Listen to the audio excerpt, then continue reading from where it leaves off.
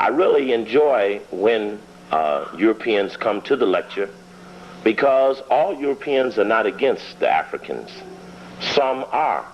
We will talk about specifically those at the top who are not only against Africans or people of color, but even are against some people of their own race. This is very important. Now, I'm suggesting to you, these are white men getting kicked in the ass by other white men who are not allowing deviation from the program for world control. Yes, it is a conspiracy, and other whites have been victimized by it. So I suggest to you whites, when you're around other whites who say, you know, that Coakley show is bad, you know, we better help get them black people, you sit back and say, hey, you know what? We may not have a chance to pull this off. We may only be able to pull it off with the ones who got courage. I don't care what race they're from. And if Coakley or anybody else want to stand up to these people that brought on a war where some of my friends got killed, had a Persian Gulf War where some of us killed each other, we got shot up with all kind of medicine and stuff. Now we got all kind of funny diseases and stuff to put democracy in a place that had martial law. They had anarchy, monarchy. In Kuwait, how you gonna put democracy where you got a monarchy? They gonna defend some shit wasn't even there. But that's all right, the people are so asleep. That's all right, the people are so asleep that the facts are unimportant right now.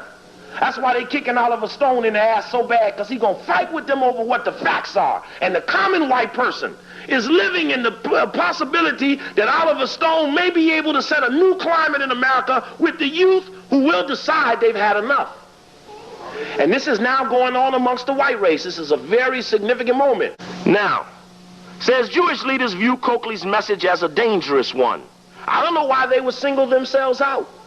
Because what Coakley brings is a righteous program. I don't know about what they are telling to each other. But I would like and give an open invitation to any of them at any point in time in the future. I will come back here in a minute to stand and debate anyone from any race, any network, any viewpoint over the question of who fucked the black people. We suggest that if there is a situation where there needs to be a righteous removal of the people who have sinned and took control of the country, then under the guise of what is a worldwide political movement called revolution, we had a right to do what the Slavics did, the Bulgarians did, the Hungarians did, the Romanians. We got the right to do Yeltsin shit. And I'm for that. When this brother videotaped this program last time, and it ran on cable TV here, that University of Minnesota lecture went all over the country. And I remember the little white guy who was up in the back. He says, I'm here from the Anti-Defamation League, and this is Black History Month, and I came here thinking I was going to hear some good old Negro history, and all I hear is hate. And I asked him what it felt like to go to an X-rated movie and get surprised when you see some sex.